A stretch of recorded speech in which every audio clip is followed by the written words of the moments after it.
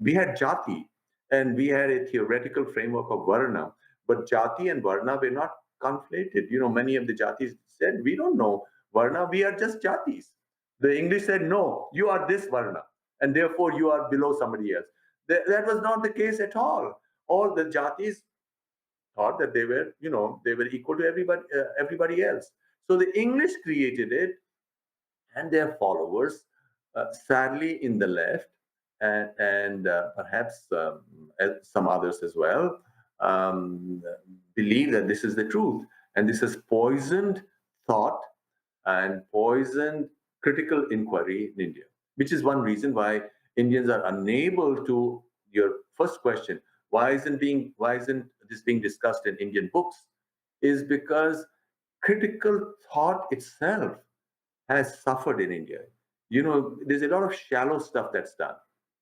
You talk of just one example, how shallow thinking. You say, well, India is a secular free country, but the Hindus can't run their own temples. Well, how is it a free country if Hindus don't have the right to run their own temples, right? So there's a lot of superficial thought, and this extends beyond political narratives into school books or college books as well, in all subjects.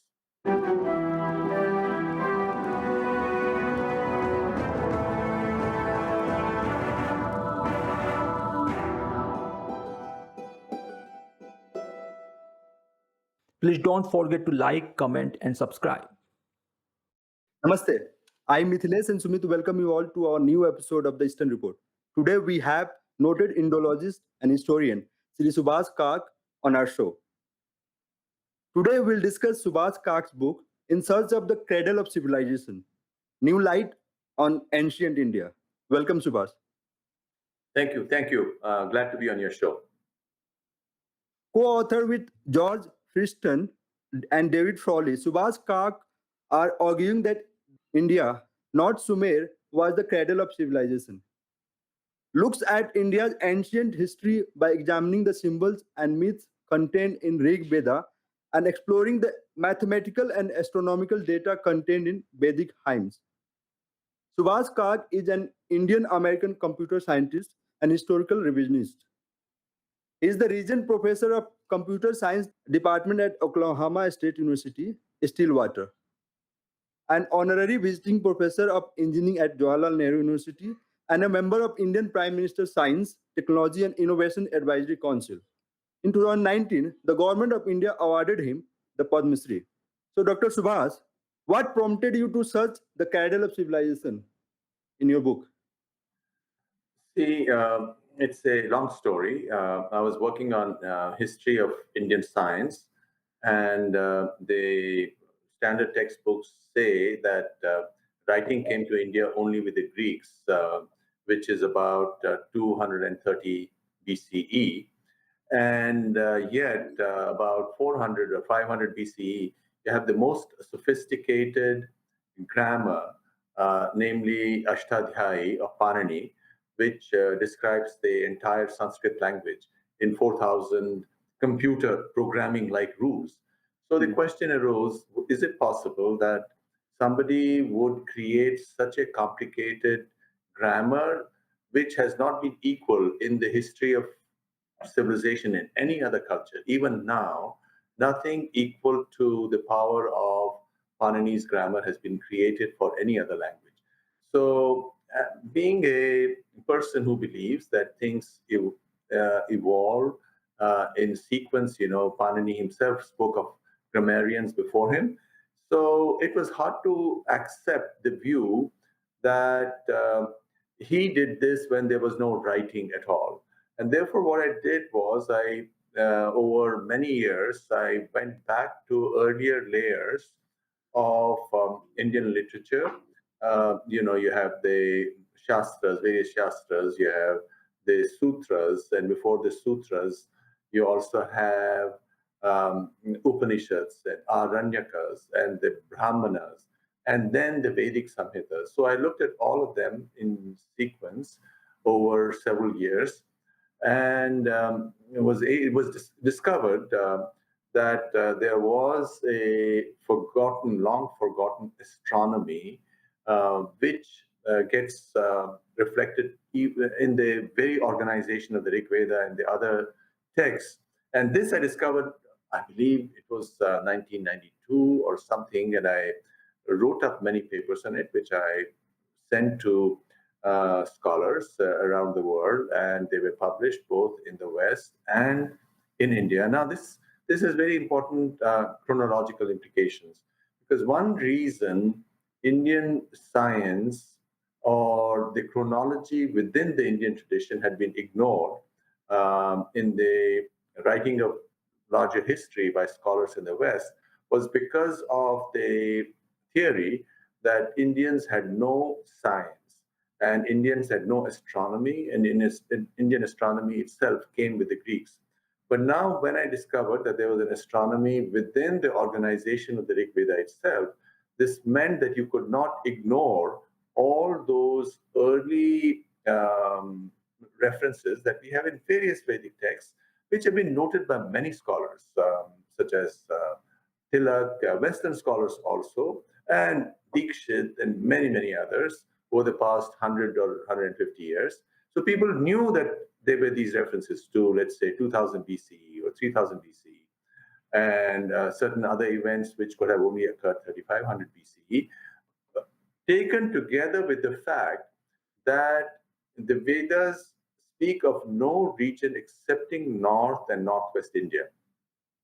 So if they had come in, now the standard theory was that Aryans came from Europe and the Vedas were brought in by the Aryans. So this is, Europe looking for its own past, which it doesn't have.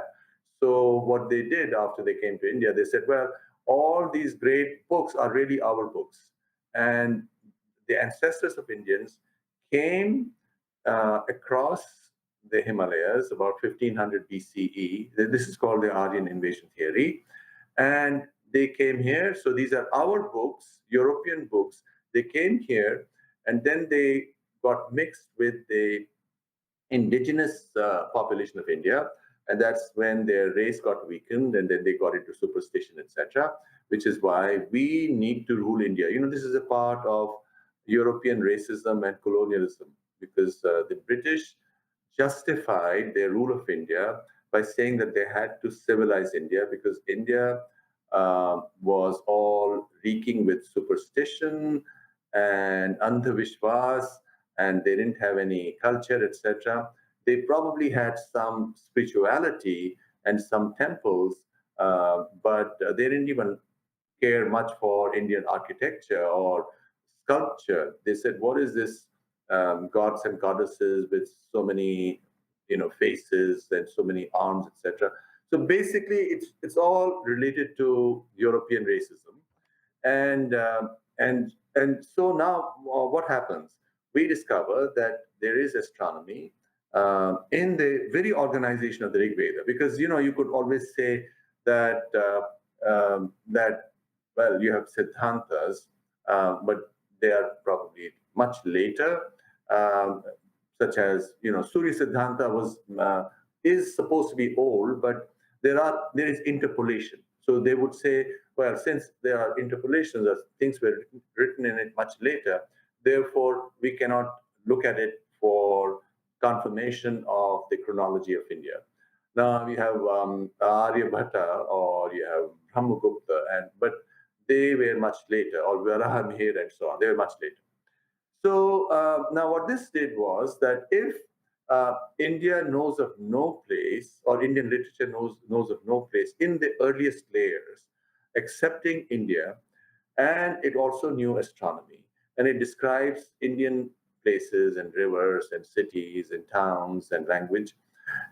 Therefore, rather than hold on to the old view that Indian leaders and scholars had also internalized, because if you look at a lot of the politics that goes on in India, the underlying thing, especially in the South, the Dravidian parties, what they are talking about is that the Aryans came in, they enslaved us, so we have to fight back, or Hindu religion is Aryan religion. We have to have our own thing. It has tremendous implications. This European racism and colonialism has had tremendous implications for Indian culture and history and politics.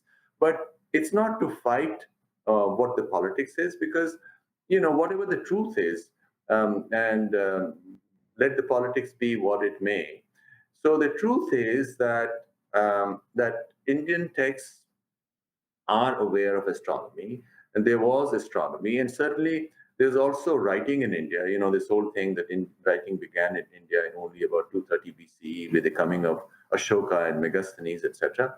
Because you had the so-called Indus script, which goes back to about 3000 BCE. And I also worked on, in the late 80s, I worked on the Indus script, and I wrote several papers which were published in the leading journals in the West.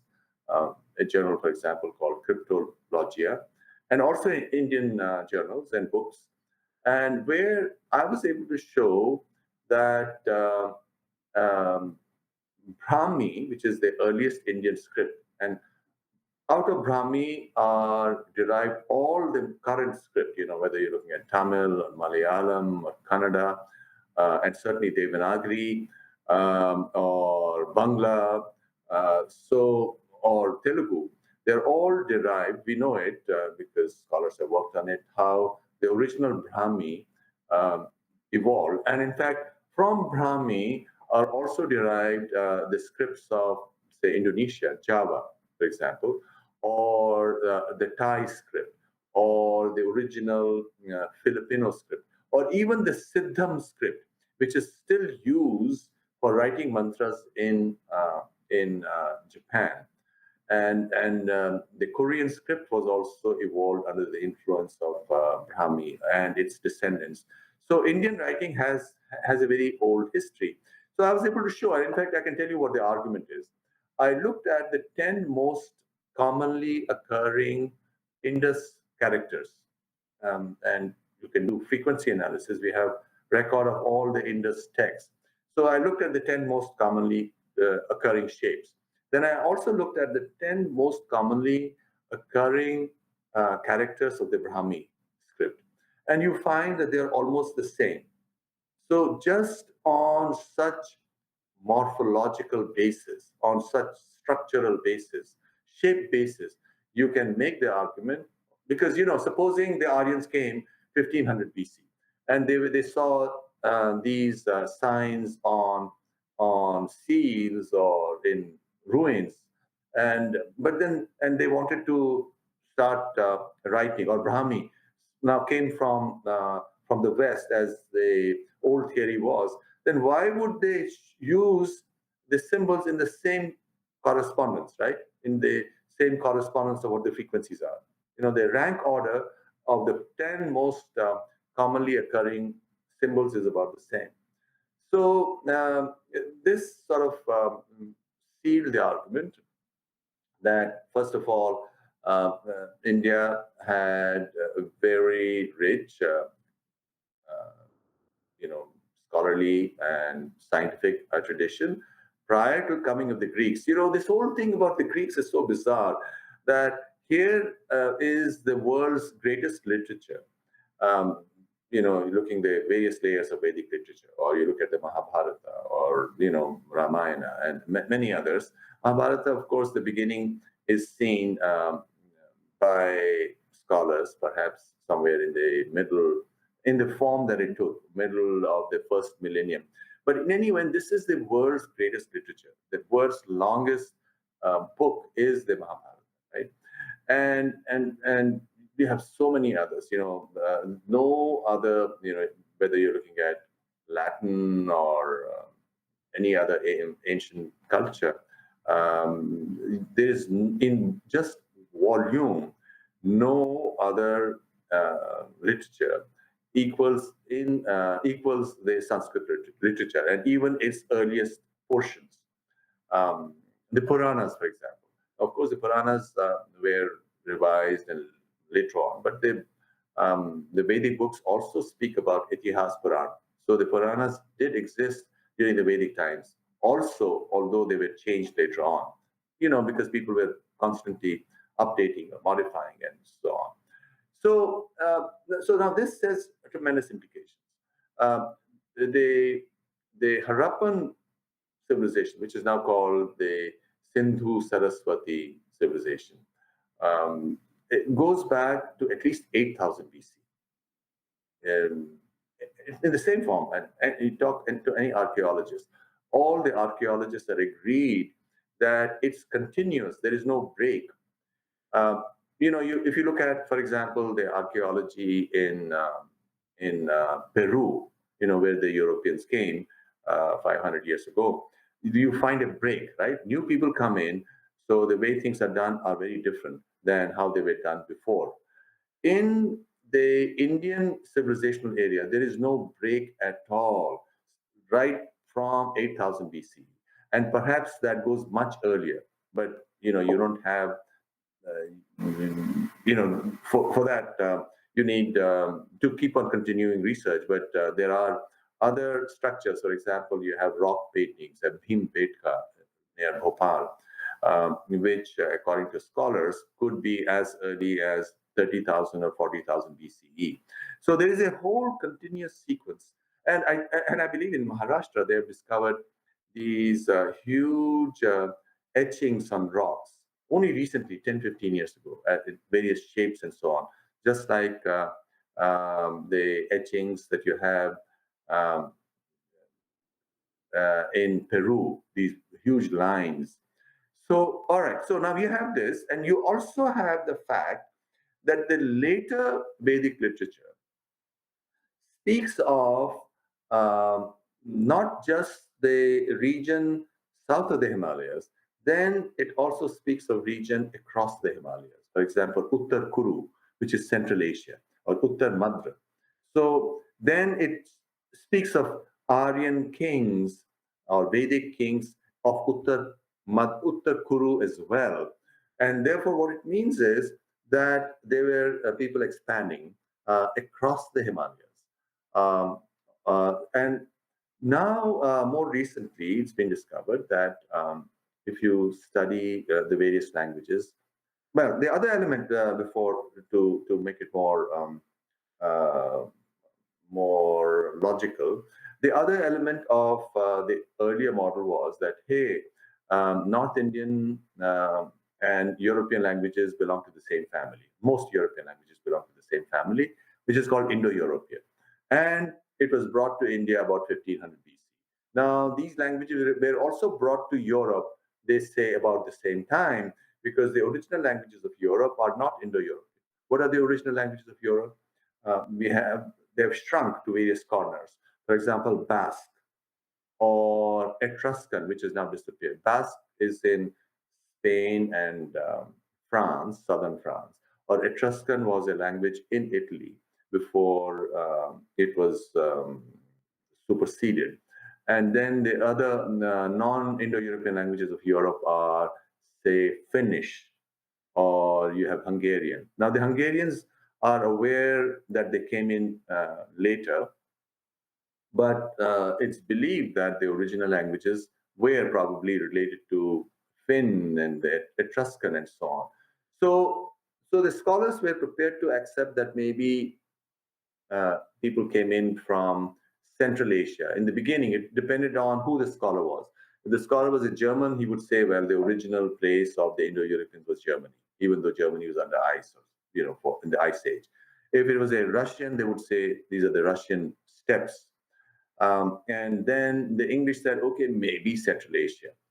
Now they couldn't say that the original languages of the whole continent were from England, because England is in one corner. Now, what we discover from the Vedic literature is that the literature itself, which is the world's oldest literature that has survived. And why did it survive? Because it was passed on from one family to another, right, or through memorization. And there were various different rules of memorization. There was Padapart, for example, or there was Jatalpat, where these phonemes were scrambled together, and that's how they were remembered. And there were all kinds of other mnemonic devices which were used to ensure that not one syllable of the Vedic text changed even without writing, so long as you memorized it. So we know that this is very ancient. And now we know that this ancient literature speaks of epochs of time which are very old, 3000 or 4000 BCE, and they also systematically, uh, these books speak of people who were originally in Northwest India or North India, and then they crossed over the Himalayas and went to, for example, Bactria and Central Asia. And this is a process that kept on going for centuries, even after the rise of Buddhism. As you know, when Indian scholars started going to China and translating Sanskrit texts, there was the biggest thing going on in China for about 1,000 years. Just like people from all over the world are going to Silicon Valley for jobs, right? At that time, uh, you studied wherever the Chinese wanted Indian literature, Sanskrit literature. So the scholars would go and then they translated these texts, and there are many, many famous names. For example, Kumarajiv, about 200 CE, 1800 years ago. And they during that process, it's believed that they were able to literally uh, transform, according to Chinese scholars, sinologists, uh, and even according to the leading sinologist at University of Pennsylvania, a fellow called Victor Meyer, about 35,000 words of Chinese language are derived from Sanskrit. So Sanskrit kept on having tremendous influence all over the world.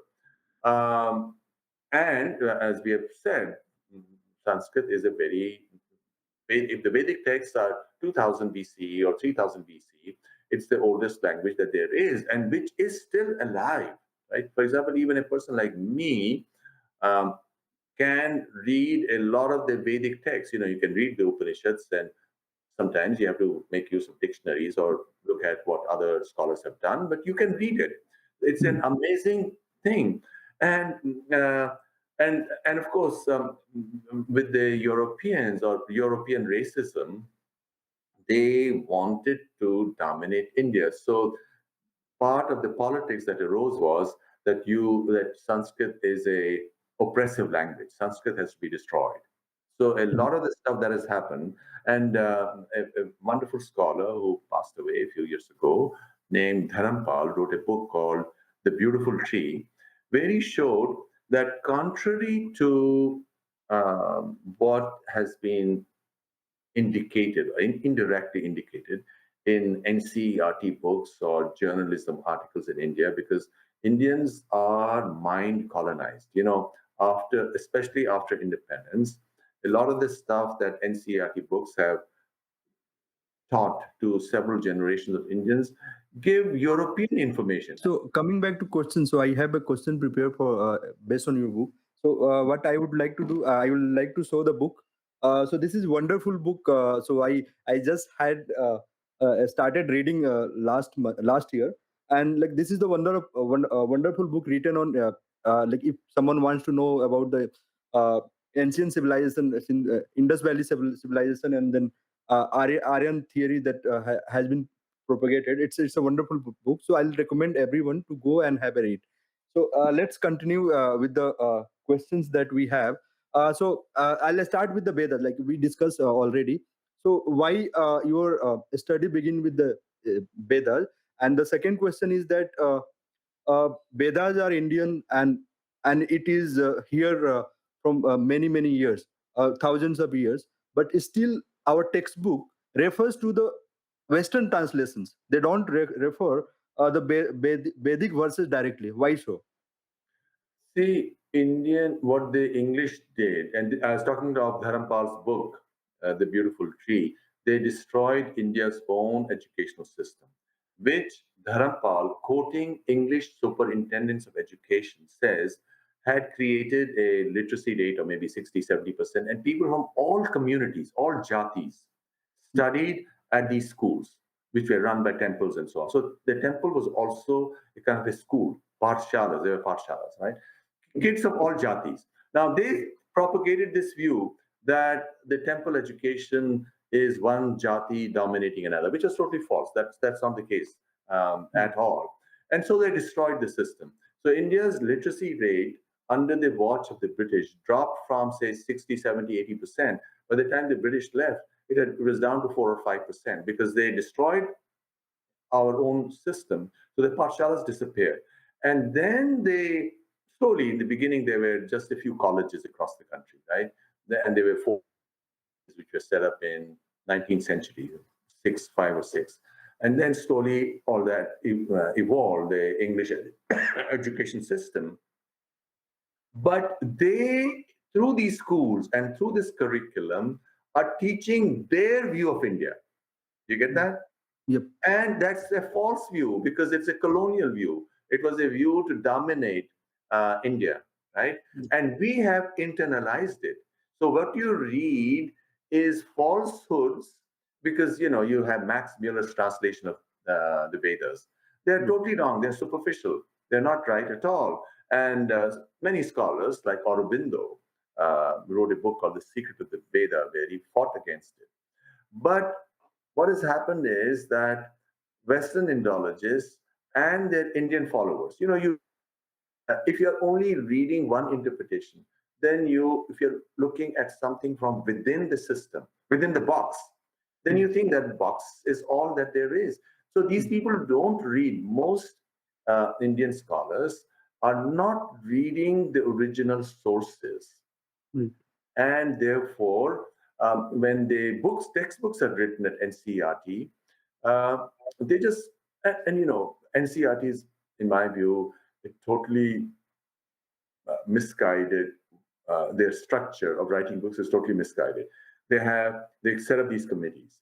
Somebody within the NCERT does cut and paste job from earlier books, maybe changes, rephrases it, and then the committee of scholars is assembled. They're paid money, they fly into New Delhi, there's a committee, and then they just basically sign off on that. And they get their money, daily allowance or whatever, airfare, back and forth. This is not the way any scholarship is done. The scholar and so they, under the imprint of a committee, which met 2 or 3 times. Committees don't do scholarship. There's got to be individuals who, to do scholarship, you have to go and work hard and then stand up and be ready for brickbats. Because if what you've written is wrong, you should be criticized for it. Now, here is a committee, it's a nameless committee. Of course, on the second page, they have a list of 15 or 20 names.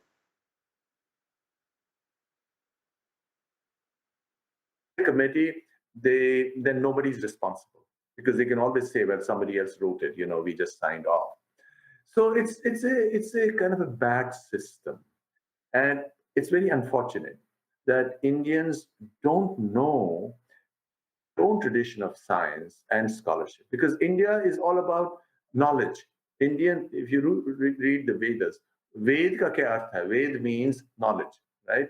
And there are, according to the Vedas, there are 2 kinds of knowledge. One is apara vidya, the other is para vidya. Jo apara vidya hai, apara vidya is about the outside things, like history or architecture or music or sociology or grammar. They are all apara vidyas because you can use language to talk about these things. Para vidya is about the frontier of modern science. Why are the Vedas become so important right now?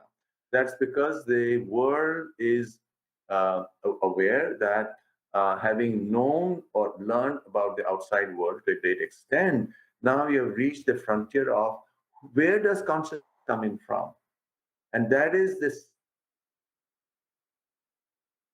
your NCERT books or by journalists. Because the sad thing is Indian journalists themselves, and you can't blame them if they're only being given one centric view of India, they think that's all there is to it. So you can't blame them because they've gone through college, they were good students, and they were told that this is what it is. And now somebody like Subhash Kak comes along, he says, well, here are the stuff, and all the scholars accept it. It's all been published in peer-reviewed journals. Now they don't have time. Maybe some of them do it, and then their eyes open up, and then they change. But most people haven't done that. So this is one of those very important moments in history where we need to change the way it's all been done. So moving ahead. Coming back to that pertinent question of our time, that Aryan invasion slash migration theory is still enigma for us. In fact, like the graduates who pass out from Indian universities, they consider it as a truth. But we know through various sources that no, it's refuted and accepted, but still it's an enigma. So don't we have enough archaeological evidence to put forth in our textbook that no, Aryan invasion theory was just a imaginary invention of foreigners? So why can't we refute it? Refuted, I was telling you, the standard view amongst archaeologists and Western archaeologists, as well as Indian archaeologists, is that there is no change within the Indian tradition right from 8000 BCE to historical times. There is no break. There's no break of any kind, either in terms of people who lived, but of course we have meager records. You look at skeletal records, and you can do DNA examination, etc. There is no break in the population. There's no break in an art, sculpture, architecture, because that also tells a story. And linguistically, we do know that this is a very interesting point. I wrote a paper on it only just the other day, a paper called Sanskrit and Ancient Migrations. If you go to various European languages, you find sometimes different words for God, right? In the word for God in Russian or Slavic languages is Bog, which is like Bhaga, Bhagavan, God is Bog. In German, it's Gott. In Latin or Italy, it's divinity or div, and so on. So there are many different. All these words are in Sanskrit. You have Bhaga, you have God is also from Sanskrit, Swatava. Swatava, Swa in Sanskrit, when it goes to West, Swa becomes Ka. For example, Swara. Swara in Sanskrit means the sun. It also means Swar means sun, and Swara means the voice, right? The phoneme, the syllable is Swara, right? Swar in Sanskrit as sun, in Persian becomes Khar. So Swatav becomes Khwatav, and Khwatav became Khuda. And from Persia or Iran through Central Asia, in Germany it became Khwatav, became God. And from God, it became God. So you see, you look at the words for water.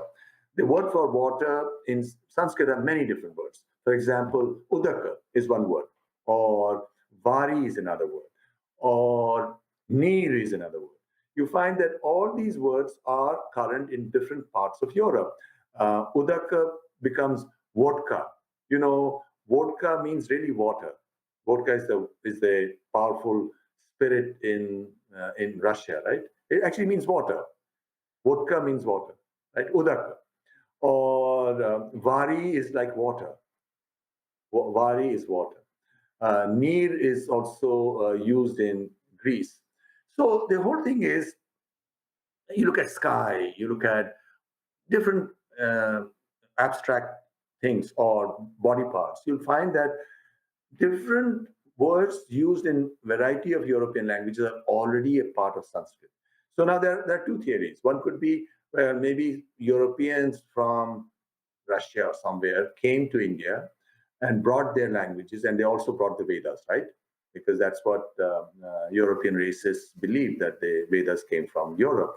If they did, then they would only, or they brought in the language, if not the Vedas, they brought in the language, then they would only bring in the words which are a part of their linguistic area, right?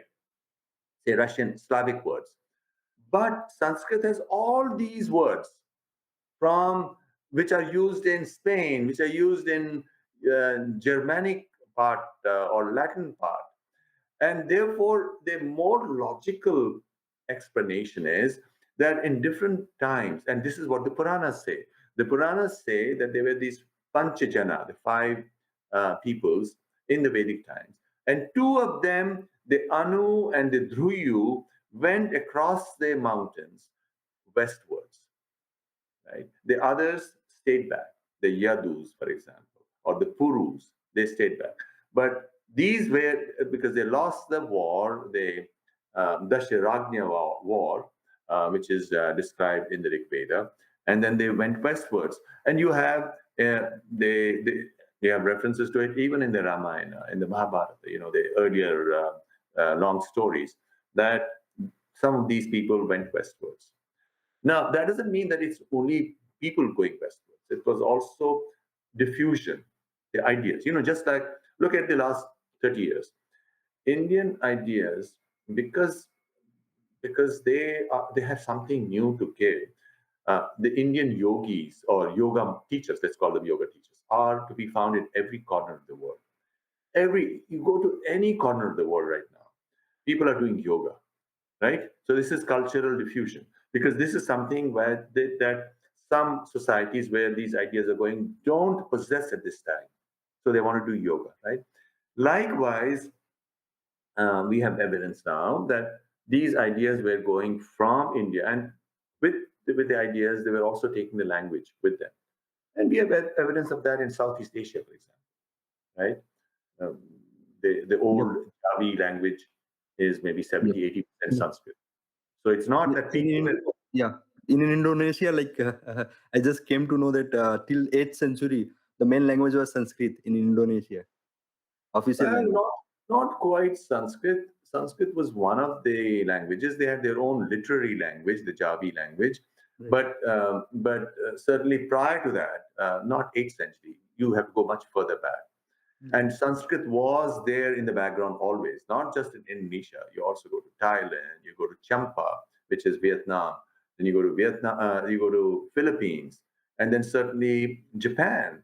Even now, they worship in Sanskrit. Did you know that? Not forget Japan, all of China, Vietnam, Korea, they are still chanting Sanskrit hymns, and Indians don't know about it. One of the most popular Sanskrit hymn, which is chanted in the temples, in the Buddhist temples, is called Nilakanta Dharani, in which uh, Bodhisattva Avalokiteshvara, Right. who is the most popular form of Bodhisattva, which is worshipped in East Asia. In this chant, in this hymn, Dharani is like a sutra, like we do bhajans. Right. What they call Dharani. Dharani is a Sanskrit word, which does the dharan, right? Brilliant. So in Nilakanta Dharani, Avalokiteshvara himself, um, Bodhisattva Avalokiteshvara, is praising and worshipping Nilakanta, namely Shiva. He Right. says, "You who drank halahal poison to save the world, you Right. are the symbol of karuna and compassion." Because Avalokiteshvara is Bodhisattva looking down in compassion, right? And they chanted in Sanskrit. Did you know that? Mm. In India, Sanskrit has become very political because India, what has happened? I must spend a couple of minutes on that. In India, uh, European racism and colonialism was co-opted by the left. The left in India has become or became an ally of colonialism because they believe in the whole model was, this dialectical materialism, kind of a take off on Newtonian physics. Everything is matter. And so they're holding on to the 19th century physics, but physics has completely changed. Quantum mechanics has consciousness and has, according to many scholars, quantum mechanics is totally consistent with Vedanta, right? So, but in India, the left um, hates Sanskrit because they say that, well, Sanskrit has all these truth claims which go beyond our theory of that things are only evolving slowly, right? And therefore they're fighting Sanskrit. And they don't know that even in China, they are worshiping in Sanskrit. And Chinese young men in Shanghai and Beijing want to study Sanskrit, and they have classes in Sanskrit, the smartest young men, because they want to connect to the original Sanskrit text on which Mahayana Buddhism is based. While in India, it's very difficult. There's been such a resistance to bringing back Sanskrit because it's been demonized as this language of oppression. Which these are things which were created by the British, or the whole idea of caste, as we know it, was now scholars admit was created by the British. It, there was no caste the way it's discussed in English newspapers. We had jati, and we had a theoretical framework of varna, but jati and varna were not conflated. Many of the jatis said, we don't know varna, we are just jatis. The English said, no, you are this varna, and therefore you are below somebody else. That was not the case at all. All the jatis thought that they were equal to everybody else. So the English created it, and their followers, sadly in the left, and perhaps some others as well, um, believe that this is the truth. And this has poisoned thought and poisoned critical inquiry in India, which is one reason why Indians are unable to. Your first question: why isn't this being discussed in Indian books? Is because critical thought itself has suffered in India. There's a lot of shallow stuff that's done. You talk of just one example. How shallow thinking. You say, well, India is a secular free country, but the Hindus can't run their own temples. Well, how is it a free country if Hindus don't have the right to run their own temples, right? So there's a lot of superficial thought, and this extends beyond political narratives into school books or college books as well, in all subjects. So we'll discuss a little bit about Indus Valley Civilization. So as you mentioned in your book that the area that it was dominated more than 3 lakh mile square feet, square miles. So it was the biggest of that time. Still, our textbook and even we believe that Sumer was the cradle of civilization. So yeah, so why so? Well, let me also give you one little thing on the title of the book. That was not our chosen title of the book. Our chosen title of the book was New, the subtitle. What is it called? New stuff on, uh, what is the subtitle? New Light on Ancient India. No. New light on ancient India. Okay, so that was the our title, but final title sometimes there is negotiation, and the publisher wants something more catchy, Mm. and so the Cradle of Civilization emerged out of that. Maybe the publishers wanted that. So we're not into you know, we are older than Sumer. I think that's pointless because we're not discussing Sumer, and Sumer certainly goes to 3000 and 3500 BCE. Mm. So that is, I think, irrelevant. What we were trying to do in this book was to look at India alone Mm. and the so-called Indus Valley or Saraswati Sindhu civilization. And we do know it goes back to 8000 BCE, and Sumer maybe goes to 4000 BCE. But we are not talking of that because you can talk of that only if you are looking at all the data from that part of the world as well. We were not trying to do that at all. So I think the whole debate whether Sumer is irrelevant. Um, these are all, you can say, we are the first. What does it really mean? I don't think that's the issue. I think what textbooks in India should just say is that there is a history that Mesopotamia has, there's a history that China has, and this is our history. And in our history, and our culture and civilization goes back at least 8000 BCE, and probably much older if you look at that rock art evidence from Bhimbetka and other places. And now, as far as the area of the Harappan civilization, now we know its center was the Saraswati valleys. Most of the sites were on the two sides of the now dry Saraswati River, going through Rajasthan and Punjab. But it actually also extended into, say, UP, because now they've discovered this site, Sanauli, or in Meerut, a lot of Western UP as well, and maybe rest of India as well. The reason why it survived here was because this is a dry area, right? Dry area, and a house falls or things fall, or then they are buried and they survive. If you make um, if you make wooden houses or wooden temples, as was the case in parts of India which were highly wooded, right? The rest of India was not dry. This was a very dry area. So those structures have disappeared, right? If the houses that were built of wood have disappeared, because now we know in historical period the focus of the Vedic culture was East India, say East UP and Bihar. Even the Maurya Empire was at that place. But we do see, looking at the Puranas, the stories in the Puranas and the Vedic texts, that it was originally the same area as the Harappan period, the Vedic geography. And Professor B.B. Lal has written a book that really the Vedic and the Harappan were identical. So you see, the focus is Punjab, Gujarat, and Western UP right in the beginning, and then it shifts slowly to the east. In the beginning, it's say Pushkar in the Satya Yuga or Krita Yuga, right?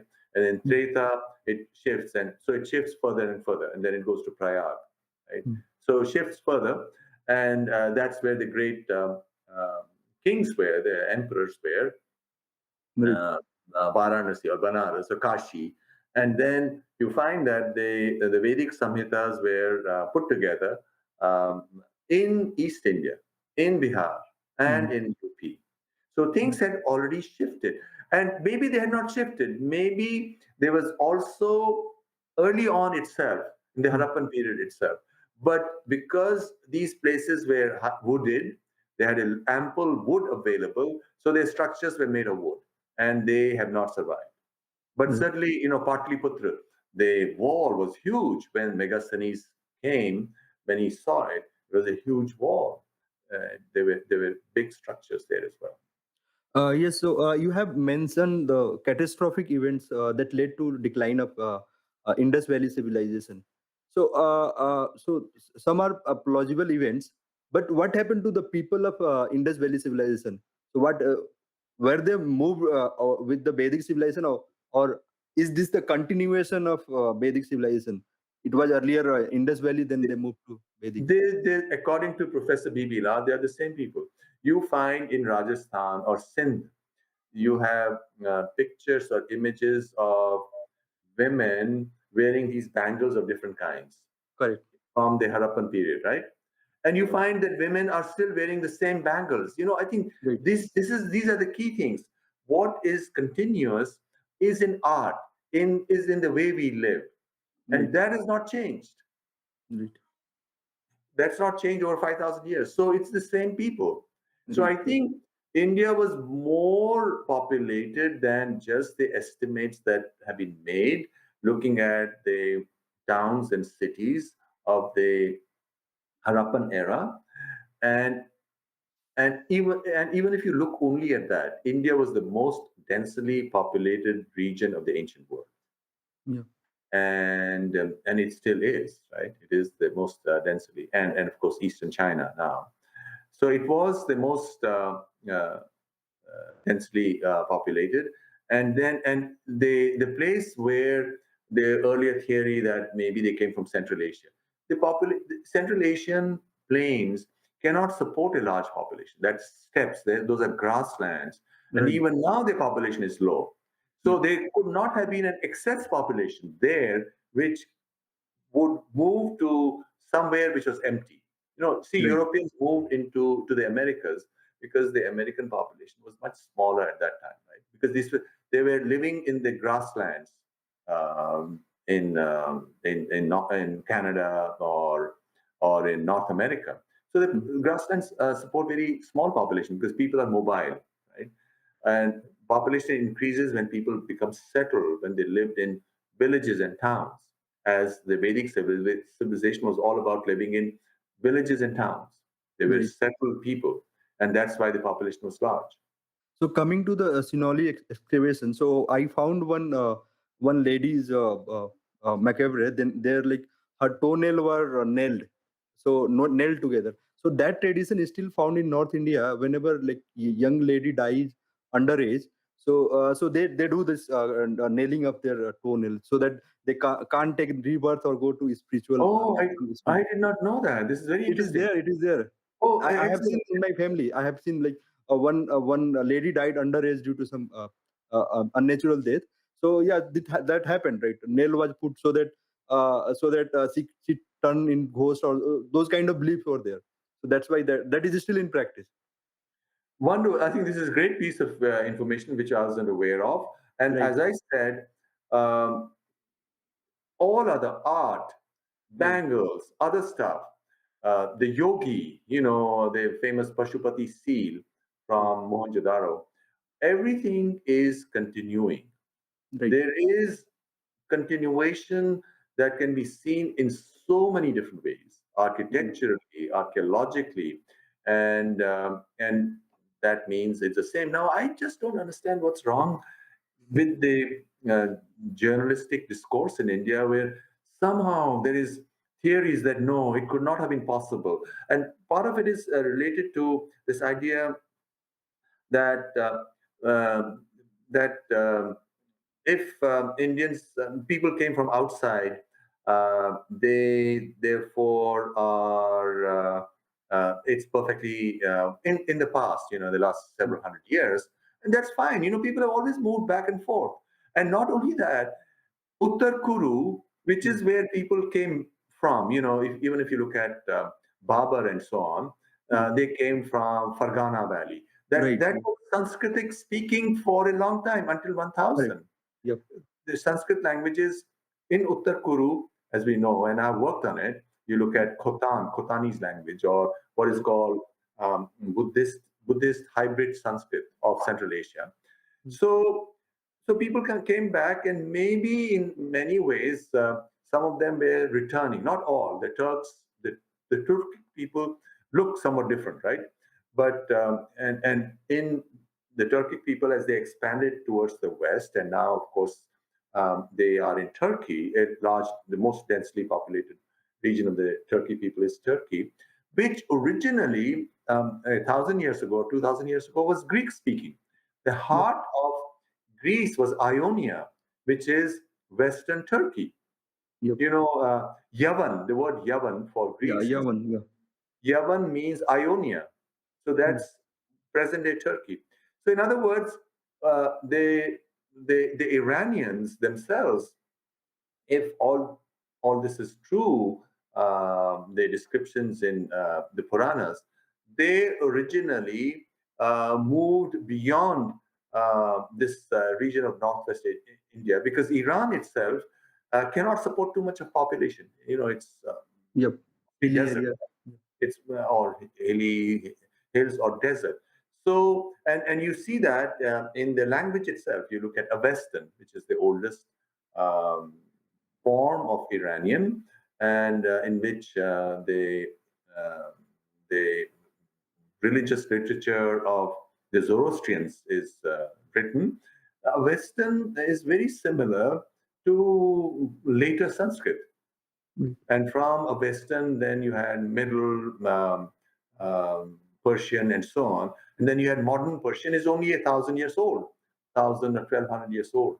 So, and if people only try to do this, and again, Indian academics have failed, they would find, I just gave you the etymology of khuda. Mm. Khuda is a Sanskrit word, Right. a tadbhav of Sanskrit swatav, right? Right. Now, many other words which we call Urdu words are also Sanskrit words. Mm. Let me give you one. Let's say vatan, vatan Mm. for desh, right? Right. Which is used, let's say, in Pakistan. Mm. Vatan, we know from Khotan, they called it swatan, Mm. one's own larger body. Right. From swatan became vatan, right? Mm. And so many, I've written stuff on it, so you can look that up. That um, the origins, certainly from the Avesta, of the ideas there. And of course, it's true that in Avesta, the devas, which they call dyavas, right, were then derided. Mm. But certainly in Puranic period also, within Hinduism, the older devatas who are still invoked, for example, you do you do the Vedic text, you're talking of Agni and Indra, right? And then Vishvedevaha. Right. So Indra, of course, and these devatas or these devas are all within the very framework of our own inner world, in our cosmic Right. space. And now, instead of just talking of worshiping Indra, now people don't worship Indra as the ultimate. They worship either, people worship Vishnu or Shiva or Vishnu in its very incarnations, or the Devi. Now, Devi is also worshipped in the Rig-Veda itself. Like Mm. in Devi Sukta, the Devi says, "I am the source of everything." Right. And there is a deeper spiritual meaning to it, which is not taught in any books in India, and therefore people are not aware of it. And it'll be too complicated for me to explain this to your viewers in a short time. Right. Yeah. So you have mentioned about the Mehargarh in Balochistan. So what are the archaeological evidence that we have got, and we can conclude that those were part of Vedic civilization? Well, I've already answered that.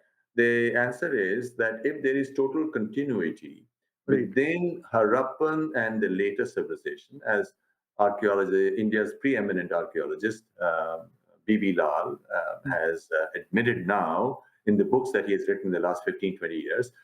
50 years ago, he was still using the Aryan invasion theory model, Right. the work that he did. But now he has totally switched because of the preponderance of evidence that has come in. Right.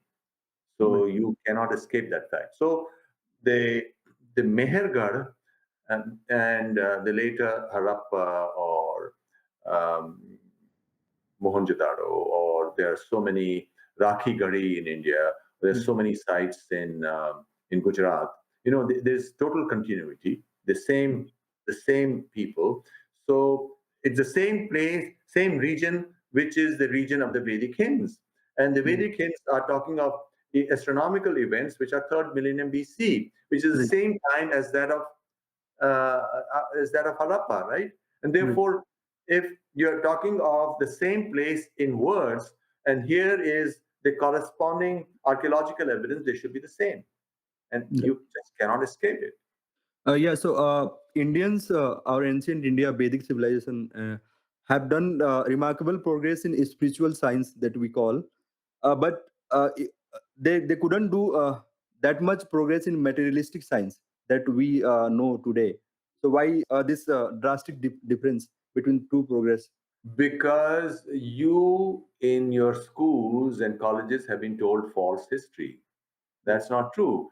India was the most advanced scientific nation until as late as the 17th century.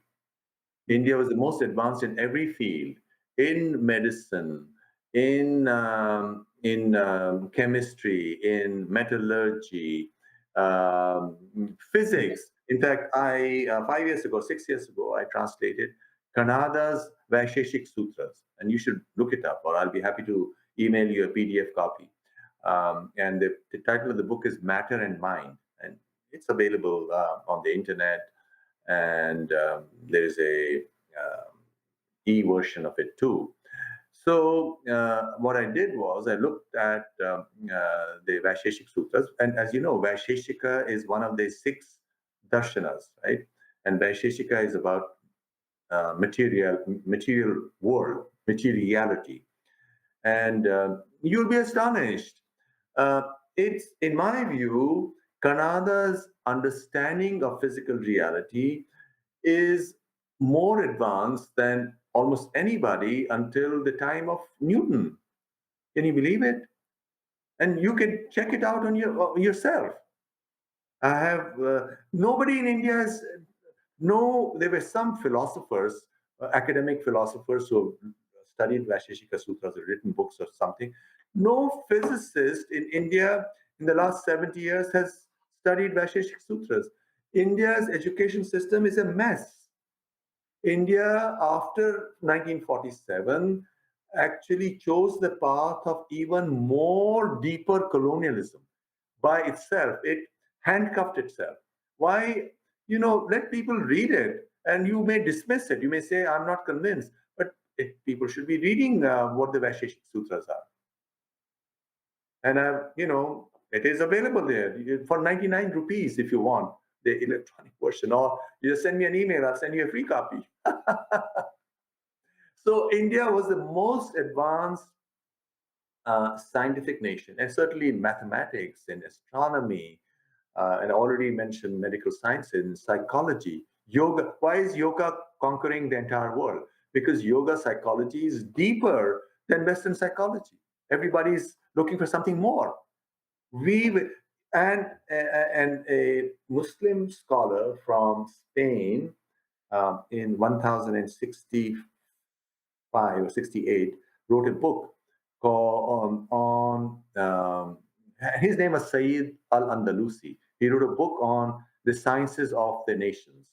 I'm translating from Arabic, in which he said the world's number one scientific nation is India, and he was comparing India to Persia, to the Arab world, to the Romans. So he knew all of this, whatever was known at that point. And he said, well, the number one scientific nation of the world is India. So you are not being told. It's your fault. You've been intellectually enslaved. India is enslaved. India got political freedom 70 years ago. But India became deeper or got deeper into intellectual slavery after 1947, because the people who took over uh, were like, as being used. You had this sipahi jo hote the. The sipahis fought for the Angrez, right? They were doing whatever the Boy. Angrez would. Yeah. Yeah, Boy. sepoys. Yeah. Right. So that is what has happened. That's what's happened to the Indians. Right. It's a very tragic story. Right. They don't know it, and you can check it out for yourself. Right. And you can go to my academia website, academia.edu, and I have 100 different papers, all in peer-reviewed journals, in Western journals, on all these topics. And you can check it out for yourself, or you can refute it. And they Right. are accepted by scholars everywhere. Right. So just I would like to know that what current and future projects that you are working. For the last 2 years, I've been working on something most interesting, and this is called e-dimensionality of space and e-dimensionality of the universe. The current theory is you had three-dimensional space, Cartesian space, and then that's a part of Newton's system. And then Einstein said, well, space is three-dimensional, but it curves. So I come up with a new theory, and it's been published in many journals already, saying that the space is e-dimensional. It's slightly less than three-dimensional. And it's because of e-dimensionality that you have gravitation. And this theory is able to explain the fact that uh, Hubble's the Hubble rate, the speed with which the universe is expanding, has two different values based on whether you're looking at the old universe or the new universe. And there is a discrepancy of about 90% of 10%. And that is very easily explained. In fact, I published a paper on that in 20, uh, 2020 in Nature Scientific Reports. And you can, if you just Google e-dimensional universe, you'll get a lot of references. So this is a very, very exciting area. And I have papers also showing how you can explain the details of the genetic code using this e-dimensional theory. So this is what I've been working on lately. So this is different from string theory, wherein like people say that there are multi-dimensional. Totally different. What it says, and there is a basis to it. There is a mathematical theorem which shows that the optimal way to represent data is in e dimensions and not in 3 dimensions. Well, not in 2 dimensions. Now, a lot of modern science is based on binary, right? 2 dimensions. Now, if you're looking at integers, then 3 is optimal compared to 2. And now you'll see that, again, when you go back to the Indian tradition, in Ayurveda, for example, you have 3 classes, 3 doshas. See, Ayurveda is 3 dimensional. Allopathy, Western medicine, is 2 dimensional, right? You're either sick or you're not sick. They can't explain why there is a placebo effect. If you just give a patient a sugar pill and not tell him that it's a sugar pill, 40% of the people will get well by themselves. Because there's also another element to our body, which is the mind, which is the 3rd dimension, right? And so there are lots of very interesting applications, and I have many, many new papers coming out of it. Right. Of Yeah. following. And you can just Google it and you'll find those papers. Right.